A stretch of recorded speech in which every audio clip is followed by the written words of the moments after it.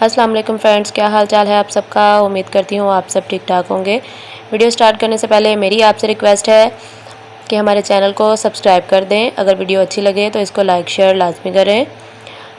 मेरी वीडियो देख के आपको पता चल ही गया होगा कि आज मैं क्या बनाने जा रही हूँ। आज मैं आपको बताऊँगी कि आप किस तरह से 1 लीटर दूध से मक्खन निकाल सकते हैं। ये देखें, मैंने तकरीबन 15 से 20 दिन की मलाई इकट्ठी की है 1 लीटर दूध से। और अब मैं उसका मक्खन निकालने का तरीका आपको बताती हूँ। आप एक जग ले लें, उसको अच्छी तरह से वॉश कर लें। इस तरह से आप इसमें मलाई ऐड करें। जो आपने मलाई उतार के दूध से उतार के जमा की होगी उसको आपने 1 पाव के करीब तकरीबन जो है वो आपने मलाई डाल देनी है जग में।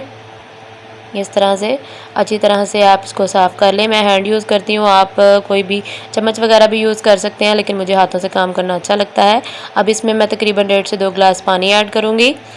इस तरह से इसको पानी ऐड करें और अब इसको ऊपर से कवर कर देंगे हम। ये देखें, इस तरह से इसको अब कवर कर देंगे और मशीन को आपने ऑन करके, जूसर जो है उसको ऑन करके आपने 10 से 12 मिनट के लिए ऑन रहने देना है। उसको 10 से 12 मिनट उसको चलता रहने देना है ताकि अच्छी तरह से जो मक्खन है वो ऊपर आ जाए।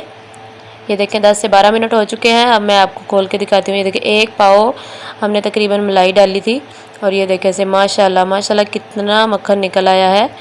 ये देखें, ये देखें, मैं डायरेक्ट जो है ना वो मलाई से मक्खन निकाला है। आप उसको जाग लगा के, दही की जाग लगा के जो है वो मक्खन निकाल सकते हैं।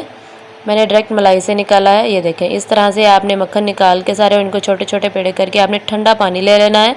क्यूब्स डाल ले लेना है पानी में, एक बाउल लेके उसमें आपने इस तरह से इसको छोटे छोटे पेड़े बना के तो आपने उसके अंदर रख देना है ताकि इसका जो सारा पानी है ये जम जाए मक्खन और पानी जो है वो सारा खुश्क हो जाए उसके अंदर से। इस तरह से आपने इसको थोड़ा थोड़ा प्रेस करके इसका पानी सारा इसके अंदर से निकाल देना है। और ये देखें, वीडियो अच्छी लगी हो तो हमारे चैनल को सब्सक्राइब करना मत भूलिएगा और वीडियो को लाइक शेयर कर दें ताकि इससे हमें आपका प्यार मिलता है और हमें पता चलता है कि हमारी रेसिपी आपको किस तरह लगी है। अपना ढेर सारा ख्याल रखिएगा, दुआओं में याद रखिएगा। अल्लाह हाफिज़।